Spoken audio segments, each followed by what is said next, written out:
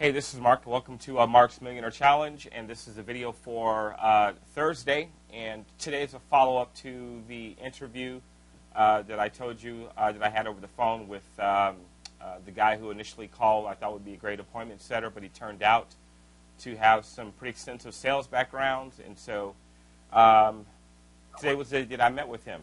And so I just got a message from Jason, who is a warrior, and says he likes the afro that I have on my profile. So, and also looks like Jason has landed himself a deal, and his very first deal. Although he has a full-time job, he's working with a guy who wants some pretty extensive marketing. And so, congratulations, Jason, who lives out in Oklahoma. So, anyway, getting back to my day today. Let's see, what did we do? We sat down, we talked for a little while, and seemed to be a really nice guy, knew his stuff, and ended up being about a 90-minute conversation that I had with him. And so, you know, next thing I know, it's about 15 minutes before my appointment that I had, you know, with the owner of a cafe. And so, you know, I said, hey, if you want to watch live exactly how this plays itself out, you know, you're more than welcome to. And so he said he was more than willing to tag along. So he followed me out to the business owner's business, and we went inside and met with her, sat down, and I started the interview process. And so, you know, doing so, I asked some questions and began building rapport with her. And that's one of the things that you want to look for. You know, if you find something you have in common, then you need to talk about those things. You need to make sure, you know, that you're engaging them in conversation, because this is how you're able to tear down those walls and to get them to accept what you're going to be offering them later on. And so I was able to do that through a number of ways. One of which was I used a technique in sales called future pacing. And I'll tell you how this played itself out. One of the things I realized in interviewing her, that she had authored a cookbook. Now, she just self-published it, kept it local, had a little book signing right there in the neighborhood, and, you know, people bought the books, and she said it was fun. And so one of the questions I asked her was, you know, have you considered using your book to get yourself more exposure, you know, nationally? And she said, Mark, that will be great. And so the technique that I used with her was, I said to her, okay, well, when you and I begin working with each other, I will show you how to get your book on Amazon, okay? That is future pacing. I'm making an assumption that she is going to work with me. And she said, okay. She nodded her yes, and she said, okay. So we continued with the interview. The fifth question I asked her was, you know, what challenges, you know, are you having with your business? And she began to talk about those. And her challenges that she was having was getting customers in, how she thought about doing Groupon one time and how that didn't work. And so, you know, I gave her some advice on Groupon and the best way to use Groupon without losing your shirt. Then she started talking about, she does some Facebook marketing, but her daughter does it whenever she has time, and that's pretty much it. Then she began talking about her website.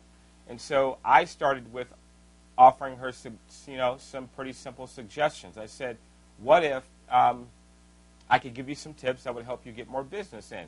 She said, I would love that. I said, okay, why don't you go grab, you know, a pen and some paper, and I'm going to give you some stuff that you can use like right away. And so she immediately took off, and she came back, and she sat down. And before we started, she said, thank you, Mark. I really appreciate you doing this for me. I know you're very, very busy. And, you know, if you need at any point to leave, you just let me know, you know. And I'll just be grateful for what you've done for me so far. And so, you know, I said, no, we're good on time. And so we talked about Google Voice and how she could use, you know, phone numbers to track her marketing. And so she got really excited about that, because she was advertising in a bunch of, you know, of the local newspapers.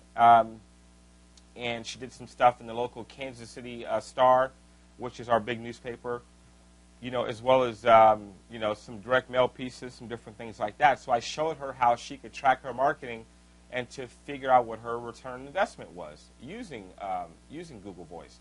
She got really excited about that. And so then I said, you know, I looked at your website briefly.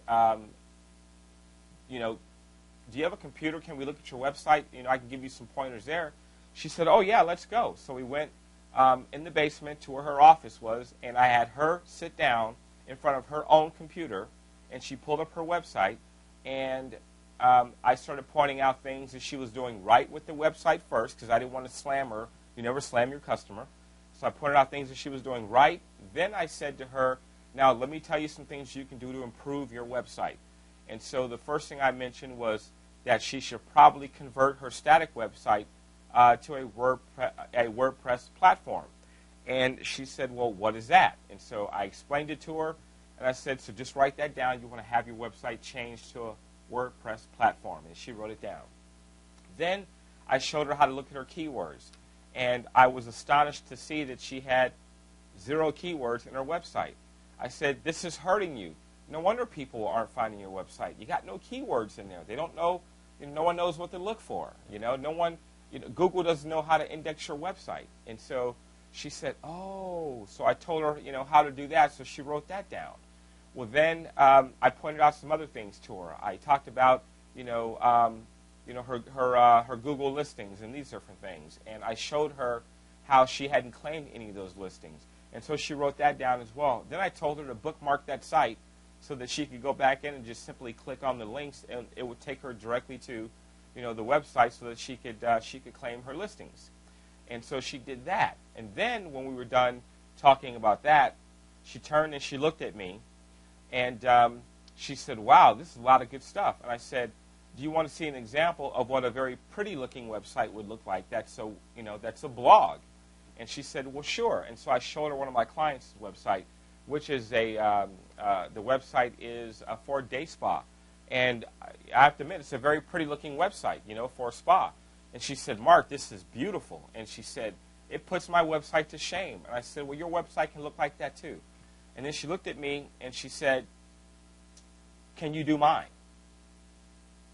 And I said, sure. And so, that was what we were looking for. She basically closed herself, okay? She said, will you do my website? So there's no selling. At this point, all I have to do is quote a price to her. Now, I can tell you I was a little stumped on price because during the interview, she talked about, how tight her margins were. She talked about how she was going to change, food vendors because her prices have gone up, and yet the quality of food has gone down. And so she's got these delivery and these fuel surcharges that she has to deal with these vendors. And so, she pretty much talked about how she didn't have a whole lot of money. And so in sitting down and talking to her, I said, okay, you tell me what you need to do, what you want. And I said, but I also want you to keep in mind when you make this decision, you can't just build a website and then forget about it. Your website is like a flower, okay? It has to be fed. You got to water it. You got to make sure it gets daylight. You got to pay attention to it, okay? And for me, that's my analogy in letting her know that she needs SEO, too. She needs search engine optimization, which translates to reoccurring revenue every single month. I said, you can't just set it and forget it. You got to pay attention to it. You got to talk to it. Which means you got to give it links. So when you give it backlinks, that's going to help your website rise, okay? That's going to get us on the first page of Google by doing these different things. And so she got excited about that, and she realized that needed to be part of the package, that it really wasn't an option. The only option is how much are you going to pay a month. That's what it boils down to, okay? So she said she wanted that. She wanted social media integration. She wanted to be able to capture names and emails. Okay, that stuff's all easy for me. And so I said to her, well, here's what I'm going to do, okay? I'll give you a site redesign and then do the setup for your SEO, and, rather than charging her $1,500, which is what I would have easily, offered for a site redesign, I simply said, I'll do it for $895. And of course, that was sort of a shocker to her. I said, but don't worry, here's what we're going to do. We're going to, because I saw this as an objection for her. I said, we'll just split the payments in two. Half for me to get started, and then the balance upon completion of your website. She was completely okay with that. The only thing we didn't iron out was how much was she going to pay in recurring revenue. But I did set the standard for that. I said, you can go super aggressive, and that's $495 a month, or you can do, a less aggressive approach, which is $297 a month. Those were her only two options. She said, I think the slower approach is going to be better, for me and my business. And I had to agree with her.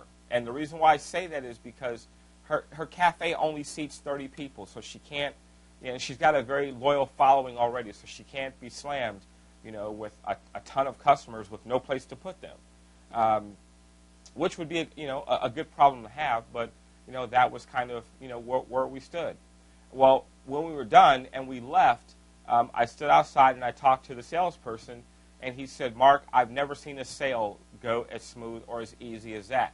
I'm used to having to close people, on their products. You, on the other hand, you were closed. You didn't close her, she closed you.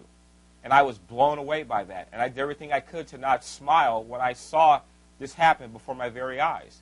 And I want you guys to understand that it is that simple. Okay? It really is that simple, that you can give them your best stuff. Give them your best stuff, and they will say to you, wow. And they're going to either take it and do something with it, but at the same time remember what you did for them, and they'll call you back. Or they're going to be so overwhelmed by what you provided with them, they're going to say, can you just do it for me? And that, boys and girls, is the easiest sale that you can ever make with a client. So that's all I've got for today. I don't have any appointments scheduled for tomorrow, at least not right now. I will, I guess, talk to you guys later. Bye.